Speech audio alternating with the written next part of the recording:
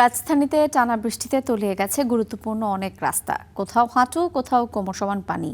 কর্মস্থল কিংবা জরুরি গন্তব্যে পৌঁছাতে চরম ভোগান্তে পড়েছেন নগরবাসী। জলাবদ্ধতার আরও খবর জানাতে রাজধানীর নিউ মার্কেট থেকে যুক্ত হচ্ছেন সহকর্মী শাহানুর ইসলাম। শাহানুর, নিউ মার্কেট এলাকার জলাবদ্ধতার এখন কি চিত্র দেখছেন আপনি? ব্যবসায়ীরা কি বলছেন? ক্রেতা সমাগম কেমন সেখানে? এবং শিক্ষার্থীদের, যেহেতু সেখানে অনেকগুলো পরীক্ষার কেন্দ্র রয়েছে আশপাশ এলাকায়, শিক্ষার্থীদের ভোগান্তি সম্পর্কেও জানতে চাই। ভোগান্তি পৌঁছেছে চরমে। জলজট এবং যানজট মিলেমিশে একাকার।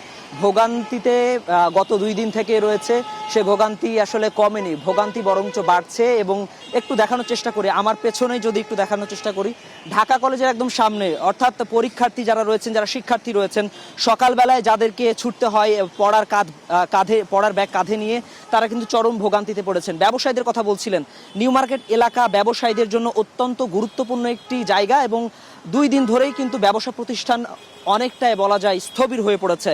ব্যবসায়ীদের সাথে কথা বলছিলাম, তারা জানাচ্ছিলেন 2 দিন থেকে তারা দোকানই খুলতে পারেনি। বিশেষ করে নিউ মার্কেট ধানমন্ডির যে হকার্স মার্কেট রয়েছে, নিচু ভবন এবং নিচু তলা হওয়ার কারণে ড্রেনের পানি যেমন উঠে মার্কেটের মধ্যে ঢুকেছে, যারা গুরুত্বপূর্ণ কাজে নিউ মার্কেট আসার কথা তারাও আসতে পারছে না, একদমই প্রয়োজন ছাড়া কেউ আসলে বাইরে বের হয়নি। এবং ক্রেতাদের কথা জিজ্ঞেস করছিলেন, ক্রেতা কিন্তু নেই বললেই চলে, যাদের অতি প্রয়োজন আছে তারাই শুধু বের হচ্ছে।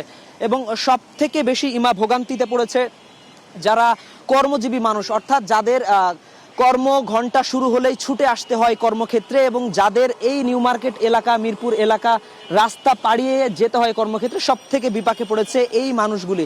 সুতরাং সব মিলিয়ে তাদের সাথে কথা বলছিলাম, জানাচ্ছিলেন যত দ্রুত সম্ভব এই সমস্যার সমাধান করা দরকার। শাহানুর, আপনাকে অসংখ্য ধন্যবাদ।